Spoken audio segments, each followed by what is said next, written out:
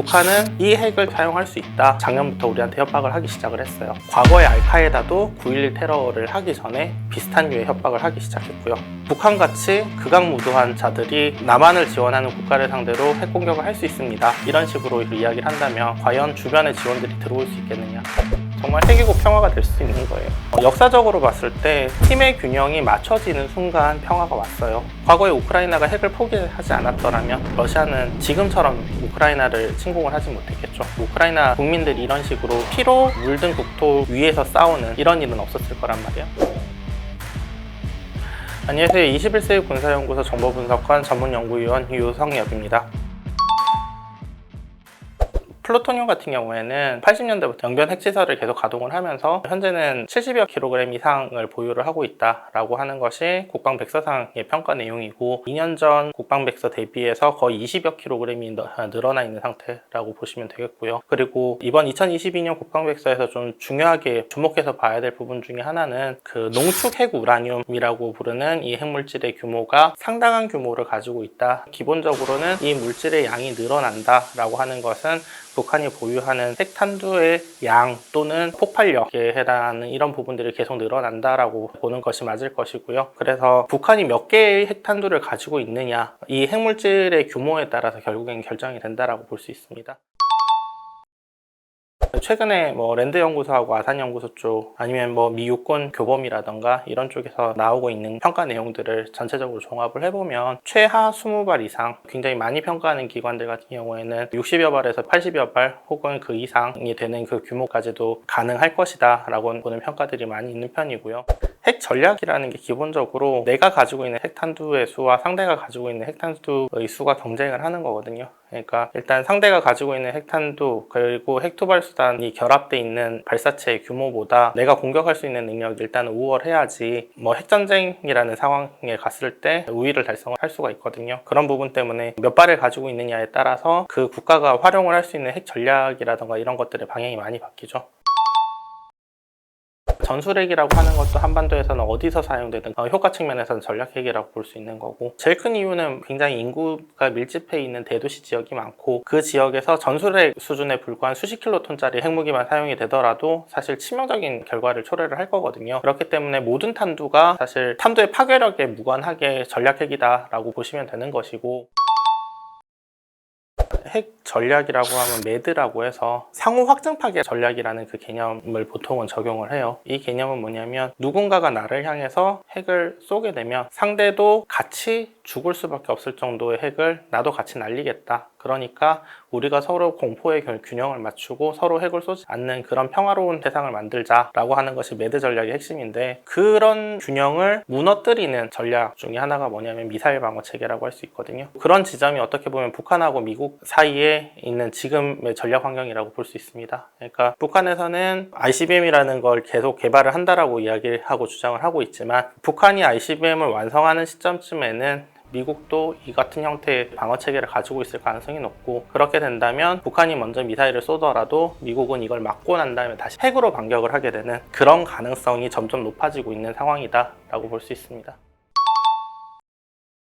북한은 핵을 사용하지 않을 것이다를 거의 당연시하는 사람들이 굉장히 많아요. 전문가들도 거의 대부분이 그런 식의 의견들을 가지고 있는 것도 맞는데, 북한은 이 핵을 사용할 수 있다 라는 식으로 작년부터 우리한테 협박을 하기 시작을 했어요. 그리고 과거에 알카에다도 9.11 테러를 하기 전에 비슷한 류의 협박을 하기 시작했고요. 이런 협박들을 그냥 정치적인 수사라고만 가정을 하고 가능성을 배제를 해놓고 생각을 하게 되면 저쪽에서 기습 공격을 핵으로 먼저 시작을 하는 상황에서 우리가 대응할 모든 방법들이 사라져요. 좀 극단적으로 이야기를 해서 북한이 기습적으로 핵을 먼저 사용을 하고 한반도 지역 내에서의 전쟁은 남한과 북한의 문제지 외세가 개입할 문제가 아니야.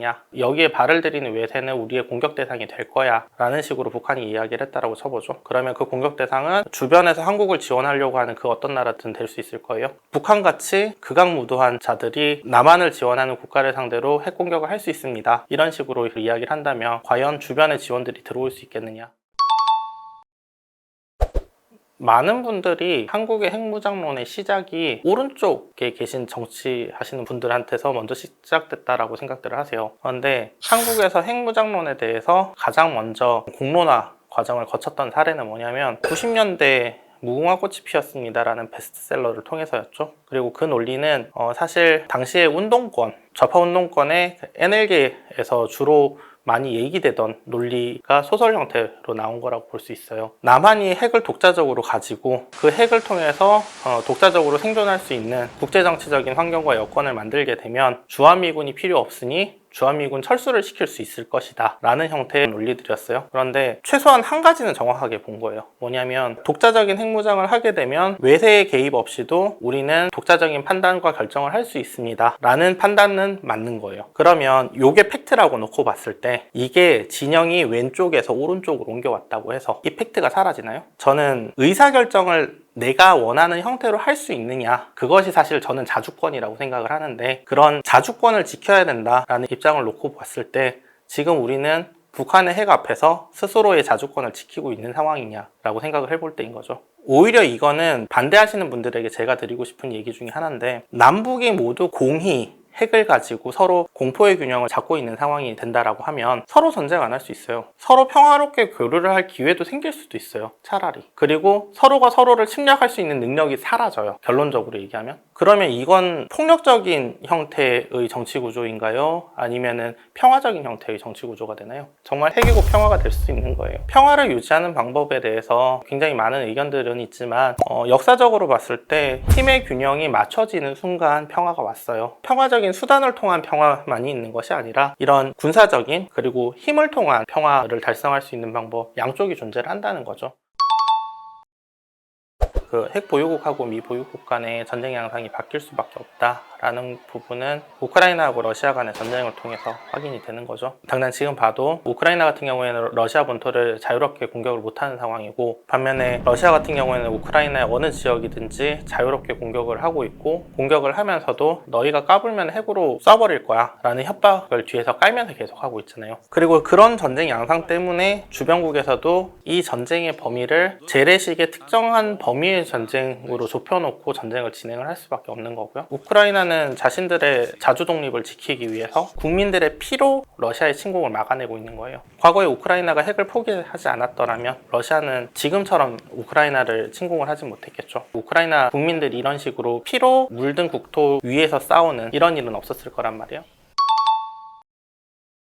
우리가 핵을 보유하지 못하는 이유는 현재 우리가 NPT 조약 가입국이기 때문이에요. 그런데 NPT 조약이 처음에 체결될 때 그때 배경은 뭐였냐면, 소련은 소련의 위성국가들, 미국은 미국의 위성국가들 직접 통제하고 관리하면서 그들에게 핵우산을 제공을 해주되 그들이 핵을 가지지 못하도록 하겠다라는 양측 간의 합의가 있었고, 그 합의 아래 NPT라는 협정이 나왔고 세계 평화를 유지를 한 거예요. 그런데 이 균형을 누가 먼저 깼느냐 를 봐야 됩니다. 냉전이 해체되는 과정에서 현재 러시아는 그런 통제권을 가지지 못한 상황이란 말이에요. 그리고 당시에 가입해 있던 국가들 중에서 북한은 여기에서 탈퇴하고 나갔고, 그리고 핵무장을 했어요. 이런 상황이 벌어졌을 때를 대비해서 NPT에서는 탈퇴에 대한 규정을 안보리 승인사항으로 두질 않았어요. 통보사항으로 뒀어요. NPT 가입국이 안보리에다가 나 나갈 거야 라고 통보하면 언제든지 나갈 수 있는 게 NPT 조약이에요. 그리고 여기에 대해서 한국 사람들이 제일 걱정하는 게 우리 제재당하면 어떻게 하냐 이거잖아요. 이거를 누가 제재를 할 수가 있어요? 안보리가 제재를 해야 돼요. 그리고 안보리는 5개 상임이사국의 비토권이 절대적인 영향력을 행사합니다. 중국하고 러시아가 설득이 안 된다면 미국, 영국, 프랑스 중에 한 국가만 설득을 하면 돼요. 이 문제에 대해서 비토권을 행사해줘 라는 외교력 정도는 발휘할 능력이 돼야 돼요. 그 비토권만 행사를 한다면 대한민국에 대해서 대북 제재 같은 형태의 제재를 할 수 있는 법적 근거는 없습니다. 대만 같은 경우에는 과거 핵 개발을 시도를 하다가 관련된 정보가 노출이 되면서 중간에 중단이 된 사례가 있었고요. 그리고 일본 같은 경우에는 고속증식로를 운영하기 위해서는 플루토늄이 필요합니다 라는 논리를 통해서 플루토늄을 확보를 했고, 그 플루토늄을 지금 계속 가지고 있는 상황이라고 보시면 되고요. 반면에 한국 같은 경우에는 몇 가지 문제들이 있었죠. 특히 그 박정희 정권 때 좀 크게 실수를 한 부분이, 미국하고 어느 정도 합의가 안 돼 있는 상태에서 핵 개발을 진행을 하면서 모든 감시의 대상이 돼버렸어요. 그때 당시 당시에 채워진 일종의 족쇄들이죠. 그런 족쇄들이 NPT 체제 하에서 IAEA의 집중적인 감시를 받게 되는 대상국으로 굉장히 오랜 기간 동안 남게 되는 문제를 남겼고요. 그러면서 제일 큰 문제가 뭐냐면 우리 한국이 재처리 시설을 보유하지 못하고 있다는 게 제일 큰 문제예요. 그러니까 재처리 시설을 우리가 확보를 하는 게 일단은 제일 중요하고요. 그 재처리 시설을 구축하는데도 시간이 생각보다 꽤 오래 걸려요. 각 지역별로 원전에 그득그득 쌓여있는 이 고준위 폐기물을 같이 줄여나가는 방법들을 같이 고민하면서 재처리 시설을 준비를 해야 된단 말이에요. 그리고 그 이후에 핵물질을 확보를 하고 난 다음에 이걸 만약에 핵탄두로 만든다라고 가정을 했을 때도 이 핵탄두가 그냥 가만히 도는데 그냥 터지는 이런 물건이 되면 안 되는 거잖아요. 그 부분에 있어서도 신뢰성을 갖추는데도 시간이 꽤 걸리고요. 그런 것들을 생각을 하면 뭐 몇 달 만에 할 수 있습니다, 1년 만에 할 수 있습니다, 이런 이야기는 사실 제가 봤을 때 너무 성급한 판단들이신 것 같고, 어느 정도 국제사회의 합의를 이끌어내면서 동시에 시설이라던가 이런 것들을 준비를 해가면서 여유 있는 타임테이블을 가지고 진행을 하는 것이 맞다고 생각합니다. 당장에 그 경주의 저준위 방패장 그 몇 년 걸렸는데요. 엄청 오래 걸렸어요. 그거 결정하고 공사 들어가는데, 근데 고준위 폐기물인데 심지어 이걸 재처리하는 시설이에요. 사고 발생하면 정말 크게 사고가 날 수 있는 시설이란 말이에요. 근데 이런 시설을 아무데나 짓겠습니다라고 하면은 그 지역사회에서 바로 받아줄 것 같아요.